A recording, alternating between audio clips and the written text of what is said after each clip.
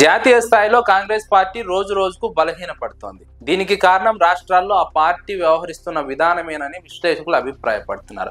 జాతీయ స్థాయిలో ప్రత్యర్థిగా ఎన్డీఏను ఇండియా కూటమి భావిస్తోంది. ఇండియా కూటమిని కాంగ్రెస్ పార్టీ లీడ్ చేస్తోంది. కానీ ఆంధ్రప్రదేశ్ విషయంలో వచ్చేసరికి ఎన్డీఏ కూటమి ప్రభుత్వంతో ఒక రకమైనటువంటి అవగాహన ఒప్పందం కుదుర్చుకుంది. ఆ ఒప్పందం మేరకే ఎన్డీఏ కూటమి ప్రభుత్వాన్ని ఆంధ్రప్రదేశ్లో విమర్శించడం లేదని విశ్లేషకులు అభిప్రాయపడుతున్నారు.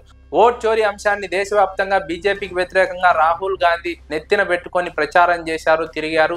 కానీ ఆంధ్రప్రదేశ్లో మాత్రం ఓట్ చోరీ అంశాన్ని ప్రస్తావించలేదు. ఇక్కడ ఉన్నటువంటి కాంగ్రెస్ అధ్యక్షురాలు షర్మిల కూడా ఓట్ చోరీ అంశాన్ని సీరియస్గా తీసుకోలేదు. అసలు ఏ అంశం పైన ఆంధ్రప్రదేశ్లో ఒక ప్రతిపక్ష పార్టీగా వైఎస్ షర్మిల సీరియస్గా పోరాడినటువంటి దాఖలా లేదని విశ్లేషకులు అభిప్రాయపడుతున్నారు. ఆంధ్రప్రదేశ్లో మెడికల్ కాలేజీల ప్రైవేటీకరణకు వ్యతిరేకంగా పెద్ద ఎత్తున ఉద్యమం సాగుతున్న సందర్భంలో కూడా కనీస మాత్రంగా వైఎస్ షర్మిల మెడికల్ కాలేజీల ప్రైవేటీకరణ అంశంపై కాంగ్రెస్ పార్టీ స్టాండ్ ఏంటి అన్న అంశం పైన ఇప్పటి వరకు స్పష్టతనివ్వలేదని విశ్లేషకులు అభిప్రాయపడుతున్నారు. వైఎస్ షర్మిల ఈ విధంగా వ్యవహరించడానికి తెలుగుదేశం పార్టీతో లేదంటే తెలుగుదేశం పార్టీ కూటమి ప్రభుత్వంతో ఉన్నటువంటి ఒప్పందమే కారణమని విశ్లేషకులు అంచనా వేస్తున్నారు.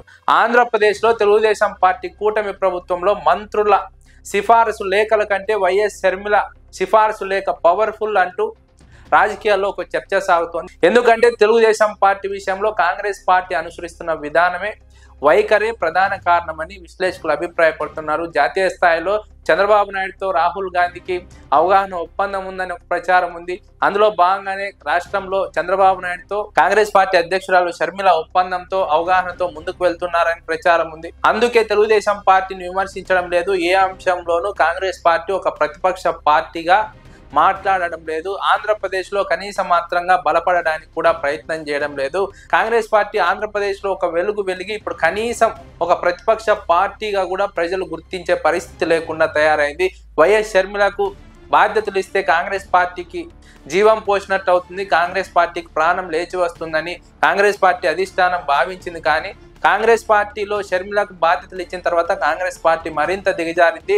కాంగ్రెస్ పార్టీ తెలుగుదేశం పార్టీకి ఒక తోక పార్టీగా మారిపోయింది. కాంగ్రెస్ పార్టీ తెలుగుదేశం పార్టీని విమర్శించకుండా పైగా వైఎస్ జగన్మోహన్ రెడ్డి విమర్శించడమే లక్ష్యంగా పెట్టుకొని పనిచేస్తుందని విశ్లేషకులు అభిప్రాయపడుతున్నారు.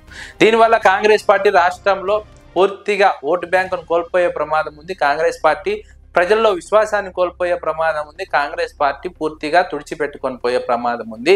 ఇలా రాష్ట్రాల్లో ఒక్కో రాష్ట్రంలో ఒక్కో విధంగా ఒక పద్ధతి లేకుండా రాహుల్ గాంధీ లేదంటే కాంగ్రెస్ పార్టీ అధిష్టానం వ్యవహరిస్తున్నటువంటి తీరు వల్లే జాతీయ స్థాయిలో కాంగ్రెస్ పార్టీ నష్టపోతుందని విశ్లేషకులు అభిప్రాయపడుతున్నారు. రాహుల్ గాంధీ ఓట్ చోరీ అంశంతో బలపడతారు. ఓట్ చోరీ అంశంతో 2029 ఎన్నికల్లో బీజేపీని గద్దె దించుతారని అందరూ భావించారు. కానీ బీహార్ ఎన్నికల్లో మాత్రం రాహుల్ గాంధీని ప్రజలు పక్కన పెట్టారు. రాష్ట్రాల్లో కాంగ్రెస్ పార్టీ వ్యవహరిస్తున్నటువంటి తీరు, అనుసరిస్తున్నటువంటి విధానాలే ప్రధానంగా పార్టీ నష్టానికి కారణమని విశ్లేషకులు అభిప్రాయపడుతున్నారు.